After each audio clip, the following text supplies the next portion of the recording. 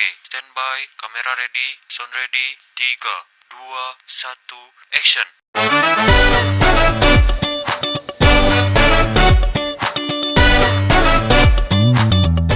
Halo teman-teman, selamat datang di seputar bimbingan dan konseling. Perkenalkan, nama aku Syahila Hairani, mahasiswa program studi bimbingan dan konseling Universitas Muslim Nusantara Al-Wasliyah Medan. Nah, kali ini kita akan membahas seputar bimbingan dan konseling. Apa aja ya yang berkaitan sama bimbingan dan konseling? Yuk kita simak bareng-bareng. Nah, teman-teman, bimbingan dan konseling itu merupakan layanan yang membantu setiap individu untuk memecahkan masalah yang ia hadapi. Bukan hanya itu saja, teman-teman. Bimbingan dan konseling juga membantu setiap individu untuk dapat mengembangkan potensi dalam dirinya, baik itu secara hard skill maupun soft skill yang berkaitan dengan bidang pribadi, sosial, belajar, dan juga karir. Nah, teman-teman, bimbingan dan konseling juga mempunyai visi dan misinya. Mari kita bahas tentang visinya terlebih dahulu. Visi dari bimbingan dan konseling ialah menciptakan perkembangan pada setiap individu secara holistik, baik dari segi pribadi, sosial, karir, dan juga belajar, serta menjadi sebuah kontribusi yang besar sebagai pendorong perubahan untuk membangun masyarakat yang sadar akan kesehatan mental. Lalu teman-teman, ada misi dari bimbingan dan konseling. Misi dari bimbingan dan konseling yang pertama ialah misi pendidikan, yaitu memfasilitasi setiap individu dalam pelaksanaan layanan bimbingan dan konseling yang berfokus pada pemecahan masalah serta pengembangan potensi dalam diri setiap individu. Yang kedua, ada misi pengembangan, yaitu memfasilitasi setiap individu dalam membantu mengembangkan potensi dan juga kompetensi setiap individu di kalangan keluarga, sekolah, dan juga masyarakat. Dan yang terakhir nih, yang ketiga, ada misi pengentasan, yaitu memfasilitasi setiap individu dalam mengentaskan masalah yang ia hadapi di kehidupan sehari-hari. Nah, teman-teman, ada 4 fungsi dalam bimbingan dan konseling. Fungsi pertama yaitu fungsi pemahaman, memberikan pemahaman kepada setiap individu terkait dirinya, maupun itu dari segi potensi hard skill maupun soft skill, dan juga kompetensi yang ia miliki. Yang kedua, ada fungsi pencegahan, yakni memberikan bantuan serta antisipasi kepada setiap individu untuk mencegah timbulnya masalah atau tantangan yang nantinya menghambat perkembangan setiap individu. Yang ketiga, ada fungsi pengentasan, yakni memberikan bantuan kepada setiap individu untuk dapat memecahkan masalah yang ia hadapi. Dan terakhir adalah fungsi pemeliharaan dan pengembangan, yakni membantu setiap individu dalam memelihara serta mengembangkan potensi yang ia miliki. Nah, teman-teman, setelah membahas tentang fungsi-fungsi dalam bimbingan dan konseling, mari kita bahas tentang tugas pokok dari guru bimbingan dan konseling.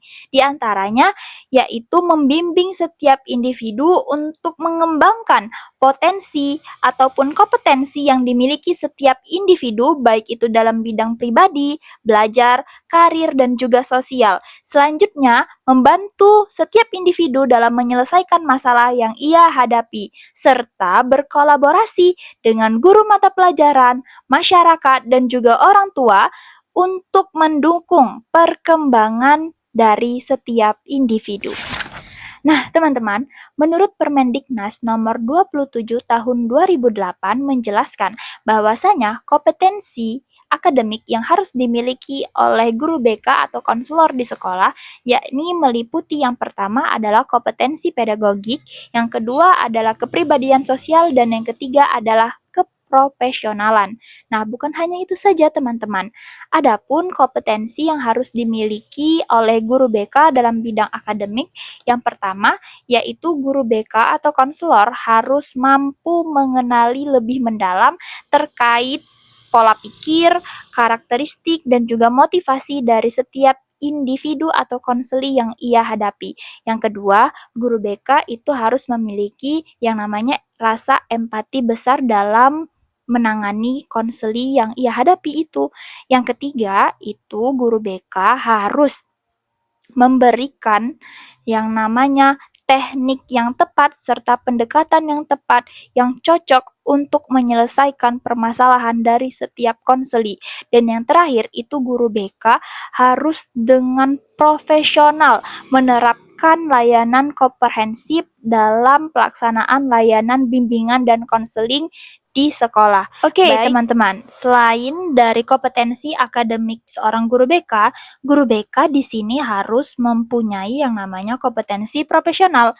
Apa saja sih kompetensi profesional itu?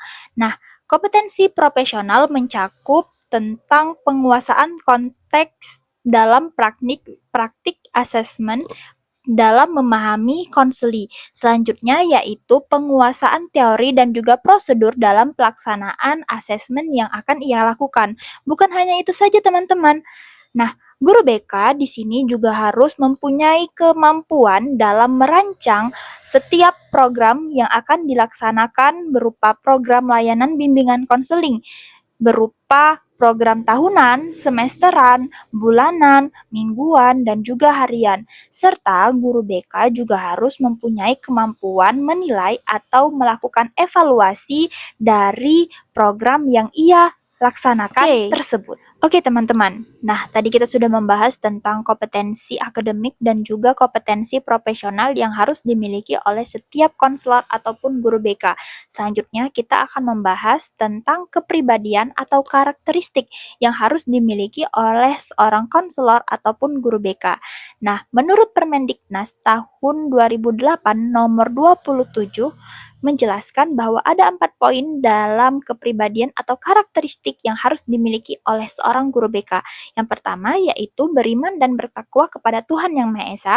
Yang kedua yakni menghormati dan menjunjung tinggi nilai-nilai kemanusiaan. Yang ketiga menunjukkan rasa integritas dan juga stabilitas tentang kepribadian yang kuat. Dan yang terakhir yaitu menampilkan kinerja guru BK yang berkualitas tinggi.